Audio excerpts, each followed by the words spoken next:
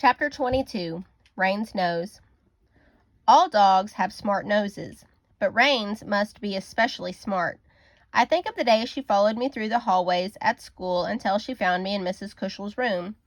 Her nose had to sort through the smells of dozens of kids and teachers and choose just mine to track. I remember Pravani saying, "You're so lucky, Rose." She meant lucky to have Rain, a dog with such a smart nose. I can't eat the cereal my father fixes for me. I leave the table and stand at the front door again. "A watched pot never boils," says my father. He slurps some cereal and washes it down with warm Coke from a can. "What?" I say. "Never heard that expression? It means..." My father pauses. It means don't keep standing there. Rain will come back when she's ready." I turn around to face my father. "Rain has a smart nose," I tell him. "She does. Even if she got turned around in the storm, her nose will help her find her way home." "Okay then, come eat your breakfast." The day is long and dark. The rain stops falling and the wind stops blowing, but the sun doesn't come out. Our house is cold. My father puts on pants and a flannel shirt. He makes a fire in the wood stove. I think I would feel warmer if Rain were here. After breakfast, I ask if I can go outside and search for Rain.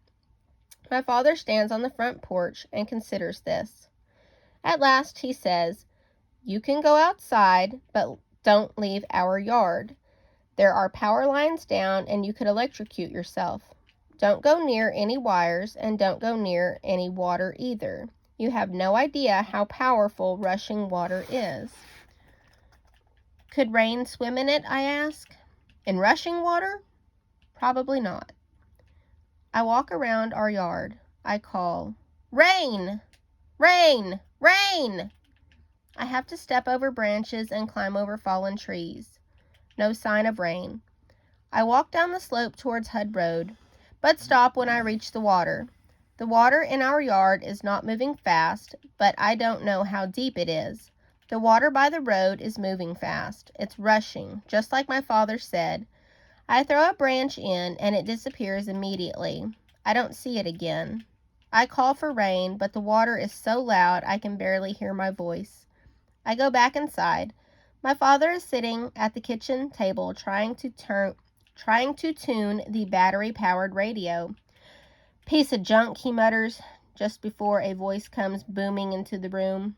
"It works," I say, and then remember my father's sarcasm remark about being observant. I wait for him to say something, but he just keeps fiddling with the knobs. Finally, he tunes into a weather alert about a flood warning. "What a surprise," my father says. "A flood warning." The sarcasm is directed at the radio. For lunch, we eat a banana and an untoasted bagel with peanut butter. My father says, "Might as well be cleaning up the yard. There's nothing else to do." I wish we could talk to Uncle Weldon, I say. "Well, we can't. The phone doesn't work and the roads aren't passable." We work in the yard all afternoon. By the time the light fades, most of the branches have been piled up to use for kindling when they dry out. The trees will be cut up later with power saws. My father starts to walk towards our dark house. I stand in the yard for a moment and look around. Maybe I will see Rain's eyes shining in the last of the daylight. I stare and stare, stare and stare. Nothing. I have trouble sleeping that night. I lie in bed and think about Rain. I get up 5 times and check the front porch to see if she's followed her nose home, but I don't see her. Finally, I fall asleep. I don't wake up until morning, when my father knocks on my door. He steps inside and says school is going to be closed indefinitely. He's carrying the battery-powered radio. "Is Rain on the porch?" I ask. My father sighs. "No." "What are we going to do today?" He gestures out the window. "Sun is shining. It's a little warmer. We can work in the yard again." "Okay, how long do you think indefinitely is?" My father shakes his head. "Rose, indefinitely is indefinitely. It means they don't know. So indefinitely implies uncertainty. I don't like uncertainty. Could someone make a guess, I ask? I really need to know. Sorry, you're going to have to wait. My father holds out the radio. I've been listening to the news, he says. The power is out everywhere. Millions of people are in the dark. Millions. It could take weeks to restore it, and your school won't open until the power is back. But I need my routine. Most of all, I need rain. My father and I eat dry cereal and crackers with peanut butter for breakfast. Then we step into our yard again. My father looks at the fallen trees. I walk towards Hud and look at the water. It seems a little lower in our yard, but all around me I can still hear a loud whooshing sound, whooshing and roaring. The little brooks have become streams, and the streams have become rivers. I can imagine that if they washed away our bridge, they washed away other things, bigger things and smaller things, houses maybe, and all kinds of living creatures.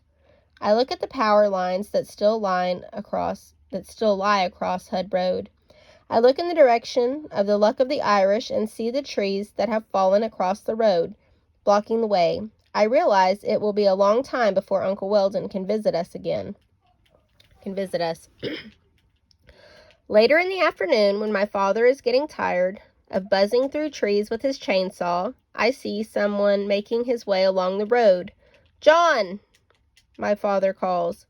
The man waves to him. Then he wades to the side of the road and stands near the spot where our bridge should be. "Guess you're stranded," says John, who has a prime number name, 47, and who may be someone my father knows from the Luck of the Irish. My father puts one hand on his hip. He wipes his brow on his sleeve. "Yep, it'll be a while before this is fixed.